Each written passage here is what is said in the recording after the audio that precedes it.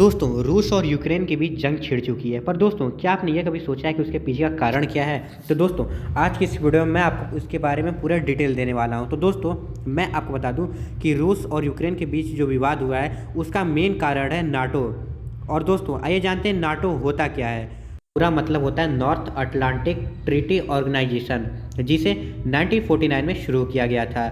Ukraine जो है वो नाटो में शामिल होना चाहता है, लेकिन रूस ऐसा नहीं चाहता। तो दोस्तों, आखिर जानते हैं कि रूस ऐसा क्यों नहीं चाहता कि जो है यूक्रेन वो नाटो में शामिल हो सके।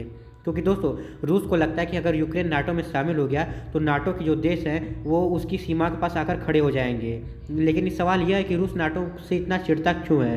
तो दोस्तों, मैं आपको बता दूं कि दरअसल 1939 से 1945 के बीच दूसरा विश्व युद्ध हुआ था। इसके बाद सोवियत संघ ने पूर्वी यूरोप के इलाकों से सेनाएं हटाने से इनकार कर दिया था। 1948 में बर्लिन को भी घेर लिया गया था। इसके बाद अमेरिका ने सोवियत संघ की विस्तारवादी नीति को रोकने के लिए 1949 में नाटो की शुरुआत की थी। जब नाटो बना था तो इसके अंदर 12 देश थे, जिसमें America, Britain, France, Canada, Italy, Netherlands, Iceland, Belgium, Luxembourg, Norway, Portugal और डेनमार्क शामिल थे। लेकिन दोस्तों, आज नाटो के अंदर 30 देश शामिल हो चुके हैं। दोस्तों, नाटो एक सैन्य गठबंधन है जिसका मकसद सुरक्षा नीति पर काम करना होता है। दोस्तों, अगर कोई बाहरी देश किसी भी नाटो देश पर हमला कर देता है तो ऐसा माना जाता है कि वो उसने एक देश पर नहीं बल्कि पूरे नाटो देश पर ही हमला कर दिया है, और बाकी के देश जो होते हैं उसकी रक्षा करने के लिए, मदद करने के लिए आगे आ जाते हैं। और दोस्तों, बात करें कि आखिर रूस इसे चिढ़ा हुआ क्यों है। दोस्तों, मैं आपको बता दूं कि दूसरा विश्व युद्ध खत्म होने के बाद दुनिया दो खेमे में बंट गई थी। दो सुपर पावर बन चुके थे, एक अमेरिका था और एक सोवियत संघ। 25 दिसंबर 1991 को सोवियत संघ टूट गया। टूटकर 15 नए देश बने। यह 15 देश थे Armenia, Azerbaijan, Belarus, Estonia, Georgia, Kazakhstan, Kyrgyzstan, Latvia, Lithuania, Moldova, रूस, ताजिकिस्तान, तुर्कमेनिस्तान, यूक्रेन और उज़्बेकिस्तान थे। आखिर लेकिन रूस चाहता क्या है? तो दोस्तों, मैं आपको बता दूं कि रूस चाहता है कि जो पूर्वी यूरोप में नाटो है वो अपना विस्तार बंद कर दे। पुतिन जो है वो यूक्रेन के नाटो में शामिल ना होने की गारंटी मांग रहे हैं।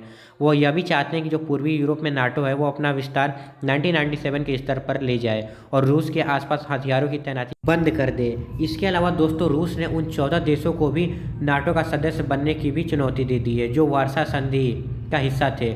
दोस्तों, 1955 में नाटो के जवाब में वार्सा संधि हुई थी, जिसका मकसद सभी सदस्य देशों को सैन्य सुरक्षा मुहैया कराना था। हालांकि सोवियत संघ टूटने के बाद अब इस संधि का भी कोई ज़्यादा मतलब रहा नहीं। दोस्तों, लेकिन यूक्रेन क्यों चाहता है कि वो नाटो में शामिल हो जाए? तो दोस्तों, इसके पीछे कारण यह है कि 1917 में पहले रूस और यूक्रेन रूसी साम्राज्य का हिस्सा थे। रूसी क्रांति के बाद जब साम्राज्य बिखरा तो यूक्रेन ने खुद को स्वतंत्र देश घोषित कर दिया, लेकिन कुछ ही सालों बाद सोवियत संघ में शामिल हो गया। 1991 में यूक्रेन को आज़ादी मिली। यूक्रेन के दो हिस्से हैं, पहला है पूर्वी और दूसरा है पश्चिमी। पूर्वी यूक्रेन के लोग खुद को रूस के करीब मानते हैं, तो पश्चिमी यूक्रेन के लोग यूरोपियन यूनियन के करीब मानते हैं। पूर्वी यूक्रेन के कई इलाकों पर रूसी समर्थक अलगाववादियों का कब्जा है। और दोस्तों, 2014 में रूस ने हमला करके क्रीमिया नाम के एक देश को अपने साथ मिला लिया। इसी की वजह से जो यूक्रेन है वो कई हिस्सों में बंट गया है। इसीलिए जो यूक्रेन है वो चाहता है कि वो नाटो के अंदर शामिल हो ताकि उसकी कोई रक्षा कर सके। और दोस्तों, यूक्रेन और रूस की तुलना करें तो यूक्रेन रूस के सामने काफ़ी छोटा है। जहाँ रूस के पास 8.5 लाख से ज़्यादा जवान है तो वहीं यूक्रेन के पास 2 लाख से भी कम जवान है।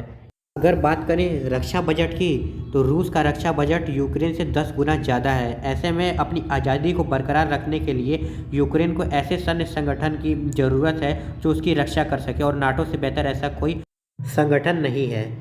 हालांकि ऐसा भी कहा जाता है कि एक समय पुतिन रूस को नाटो का सदस्य बनवाना चाहते थे, लेकिन अब पुतिन नाटो से चिढ़ते हैं। रूस की सीमाएं से सटे इस्टोनिया, लातविया, लिथुआनिया और तुर्की नाटो के सदस्य हैं। अगर यूक्रेन भी नाटो से जुड़ जाता है तो रूस पूरी तरह से घिर जाएगा और उसे यह गवारा नहीं। पुतिन का तर्क यह है कि अगर यूक्रेन नाटो में जाता है तो भविष्य में नाटो की मिसाइलें यूक्रेन की धरती पर मिनटों में आ जाएंगी, जो रूस के लिए काफ़ी बड़ी चुनौती है। अगर रूस की सीधे तौर पर नाटो से लड़ाई होती है तो चाहे वो सैन्य ताकत हो या रक्षा ताकत, दोनों ही मामलों में रूस के सामने नाटो काफ़ी आगे है। दोस्तों, मैं बता दूं कि नाटो के मुताबिक 2021 में सभी 30 देशों की अनुमानित खर्च जो था वो $1174 अरब से भी ज़्यादा है। जबकि 2020 में नाटो के देश ने 1106 अरब डॉलर खर्च किए थे। वहीं रूस ने 2020 में अपनी रक्षा पर केवल 62 अरब डॉलर ही खर्च किए थे। और दोस्तों मैं आपको बता दूं कि अगर नाटो के पूरे देश मिल जाते हैं यूक्रेन के साथ तो उनकी संख्या हो जाती है लगभग 33 लाख से भी ज़्यादा, और जबकि रूस के पास केवल 8.5 लाख ही जवान हैं। इसलिए दोस्तों रूस नहीं चाहता कि यूक्रेन जो है वो नाटो में शामिल हो। तो दोस्तों यह जानकारी आपको कैसी लगी हमें कमेंट करके ज़रूर बताइएगा, और अगर आपको ये वीडियो थोड़ा भी अच्छा लगा तो प्लीज़ हमारे चैनल को सब्सक्राइब करना ना भूलिएगा। Thank you so much for watching.